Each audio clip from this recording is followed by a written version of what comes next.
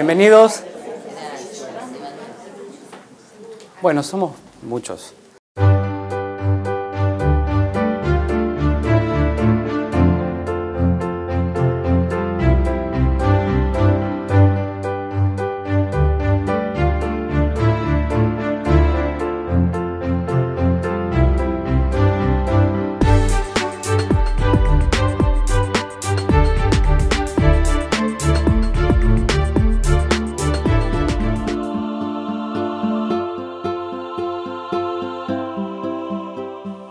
Entonces, llega esta revista, me impresionó el título, yo tenía 18 años en ese momento, estaba pasando por una crisis, no tenía ninguna enfermedad, en mi familia tampoco había ninguna enfermedad, por lo menos una enfermedad que llame la atención. Y después, durante el tiempo, durante que fue transcurriendo el tiempo, fue apareciendo esta información y este conocimiento, pero no venía a través de Internet porque en esa época no estaba Internet. Sí, la información llegaba por otro lado. Por ahí llegaba algún libro de algún otro país que hacía mención a estas 5 leyes biológicas y a la nueva medicina germánica. Y a partir de ahí comencé a investigar, a estudiar, empecé a obsesionarme un poco con este sistema de cómo funciona, cómo una persona se puede enfermar, cómo y para qué. A partir de esas experiencias a mí se me abre todo un campo en relación con lo espiritual. Y a partir de ahí comienzo a relacionar un poco las cosas, a preguntarme por qué y para qué llega esto a mi vida, para qué tengo que vivir esta experiencia. Cuento una historia en la que interviene la NASA de los Estados Unidos, cuando tuvimos una experiencia muy fuerte en Capilla del Monte, se enteró todo el mundo porque a través de la radio empezamos a difundir lo que estaba pasando.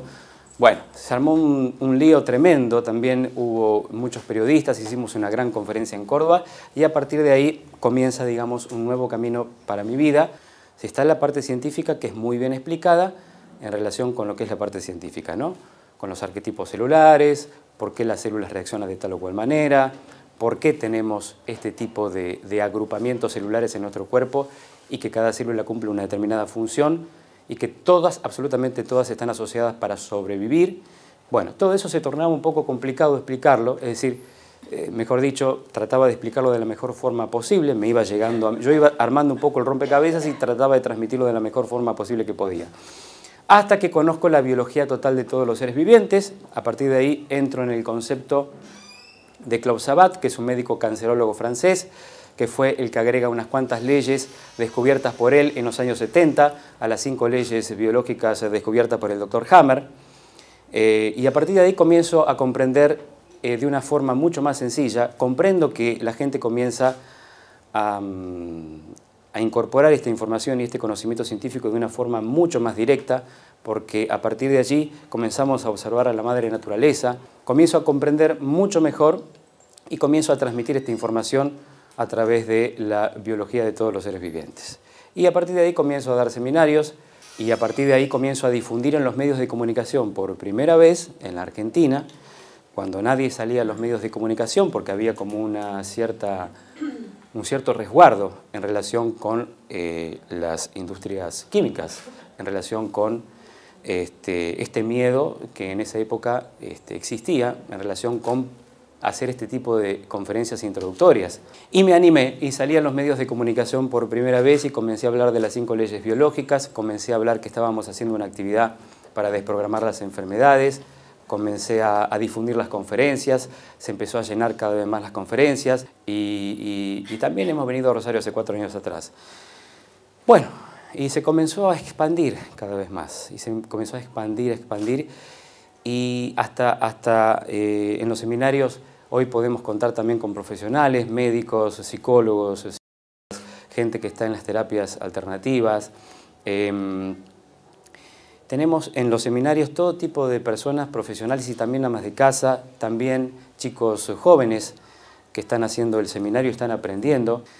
Y vemos que cada vez más hay gente que tiene menos miedo a las enfermedades, que cada vez más hay gente que pierde el miedo a las enfermedades porque con este conocimiento pueden realmente relacionar las cosas. Es decir, ¿qué es lo que relaciona al individuo cuando tiene una enfermedad para que se pueda desprogramar? Lo que relaciona es un programa y un desencadenante. Y eso vamos a ver cómo funciona.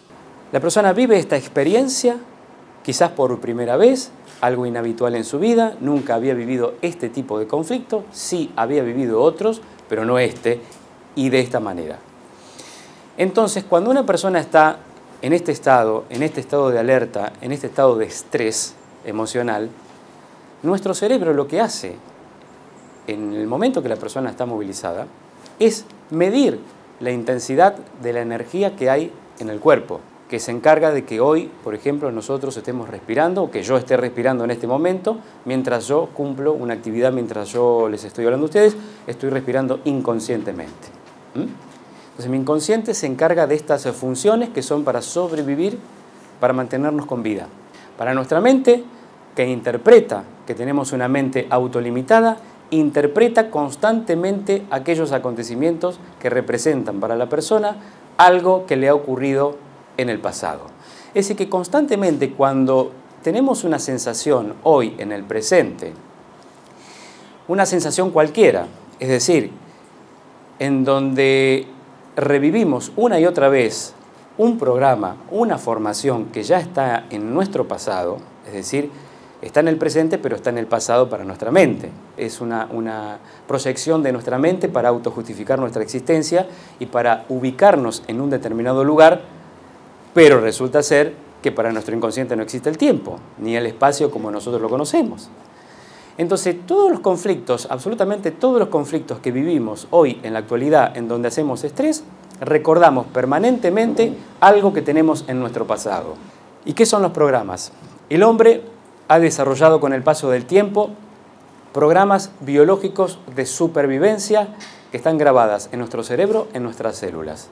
Es decir, el cerebro biológico actúa solo en función de mantener vivo al individuo en el instante siguiente. Es necesario que la información viaje en los genes, no la enfermedad, sino lo que viaja en los genes son los conflictos no resueltos de nuestros padres, de nuestros ancestros, que no ha tenido una solución satisfactoria en su momento y que quizás hayan vivido un gran drama en la familia, quizás hayan guardado un gran secreto compartido por varios, y eso es lo que se va a transmitir a nivel inconsciente. Entonces, cuando hablamos de la parte genética o nos asustan en relación con los genes y nos dicen esta enfermedad que usted tiene es genética, me lo han dicho. Me ha dicho que tengo una enfermedad genética. Pero lo que viaja en los genes no es la enfermedad. Sería muy caprichoso para la madre naturaleza y no tendría ningún sentido que un gen de la enfermedad viaje a través de estos genes. Es decir, que para la biología, o para estas 5 leyes, el gen no es la causa de la enfermedad, sino que es la consecuencia de la enfermedad.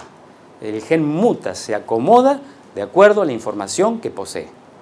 Y esa información es la información codificada de aquellas personas que han hecho algún estrés y que solamente a través del estrés se va a codificar la palabra o se va a codificar la información. No porque pensemos en que nos vamos a enfermar o tengamos miedo de una enfermedad, nos vamos a enfermar de esa enfermedad. Es decir, que aquí estamos diciendo que todos, absolutamente todas las enfermedades, sean de comportamientos emocionales o enfermedades, sintomatologías del cuerpo humano, absolutamente todas son conflictos biológicos, no psicológicos. Sí vivimos conflictos psicológicos, por supuesto, pero ¿qué pasa? Que los vamos resolviendo de alguna manera. El mapa más reciente de toda la historia del perfeccionamiento de la especie humana, nuestra corteza cerebral, que es la que nos permite filtrar toda información que nos llega, que nos permite darnos cuenta que aquella persona que nos acerca no nos va a pegar, posiblemente se acerca porque nos va a pedir fuego, o porque nos va a contar una historia, o porque a lo mejor nos va a preguntar algo en la calle. Pero hay algo que siempre está en nuestro cuerpo humano, atento, alerta, que es nuestro inconsciente. Ahora, tenemos una corteza cerebral, podemos analizar la situación en el momento que ocurre y decimos no va a pasar nada. Esta persona me viene a pedir fuego, no me viene a asaltar. Pero si tengo un programa atrás en donde viví un hecho que me han asaltado, probablemente una persona cuando se me acerque tenga alguna especie, ¿sí?, de estrés. ¿Qué es lo que pasa constantemente cuando vamos caminando por la calle? Mucha gente miedosa va caminando por la calle. La gente está constantemente mirando a los costados a ver si no ocurre algo fuera de lo habitual. Es que estamos programando información constantemente. Estamos mirando los noticieros en la televisión y estamos constantemente recibiendo esa información. Esa información es la que decidimos tener en nuestra mente, porque nadie nos obliga a mirar los informativos, ni a mirar cosas que nos producen una cierta sensación. Sin embargo, toda la información que vamos recibiendo en lo cotidiano va programando la mente, claro que sí. Y por eso vamos teniendo determinados comportamientos de miedo, siempre estamos atentos a que vaya a ocurrir algo, porque lo vimos en el noticiero. Entonces nos creamos un concepto, hasta sentimos incluso, y vivimos una vida tensa, con estrés, no nos relajamos, de acuerdo a la información que nos va llegando a nuestra mente. Y estamos en el mundo de la información, porque estamos en el mundo de la comunicación. Cada vez hay más sintomatologías, más enfermedades de la capa ectodérmica, que ahora vamos a ver qué es la capa ectodérmica. Constantemente estamos haciendo conflictos de la comunicación. La medicina convencional y tradicional, patas para arriba. Porque el concepto de los virus, que son los que provocan las enfermedades, prácticamente quedaría sin efecto. Y ahí es donde hay un vuelco realmente en la conciencia de la humanidad, porque hasta ahora creíamos que los virus son los responsables de la enfermedad. Vamos a ver que no existe el contagio como nosotros lo conocemos. Lo que tengo a mano es el programa de alimentación. ¿Sí? Necesitas alimentar mejor a tu hijo. ¿Por qué? Porque tu hijo está en peligro. Entonces hay que alimentarlo mejor. Y para alimentarlo mejor necesito más células de lo normal en la mama. Y que salgan del propio cuerpo humano, de nuestros propios tejidos. Entonces van a salir más células de lo normal, que va a ser el turbocompresor, con un sentido biológico. Generar más leche nutritiva que la normal, aún siendo que esta madre no le da ya de mamar a ese niño porque el niño es un poco grande, pero el cerebro encuentra que esa solución es la mejor adaptada hasta que se solucione el conflicto de ese estrés inconsciente que todavía permanece en el cuerpo. Obviamente que para el cerebro el estrés es intolerable, no lo soporta, y es por eso que tiene que activar un mecanismo de preservación inmediato para bajar el estrés a esa persona. Dice el cerebro: yo voy a alimentar mejor a tu hijo. La solución no es para vos, la solución es para tu hijo. Y esto es lo que hace nuestro cerebro cuando ocurre este estrés muy particular de una madre que tiene la imposibilidad de maternar esa situación. Lo va a vivir, por supuesto, en términos de maternidad, porque esa madre ya está inscripta maternalmente para vivir todos los conflictos de su vida de esa manera. No puede vivir de otra manera porque tiene el programa ya que está potencializando la forma de vivir todos sus conflictos en la vida. En algún momento ella iba a vivir ese conflicto, obviamente porque es a lo que vino, a vivir los conflictos relacionados con ser o no ser madre. Si hasta ahora esa madre no ha relacionado nunca conscientemente que esas enfermedades que tiene en su cuerpo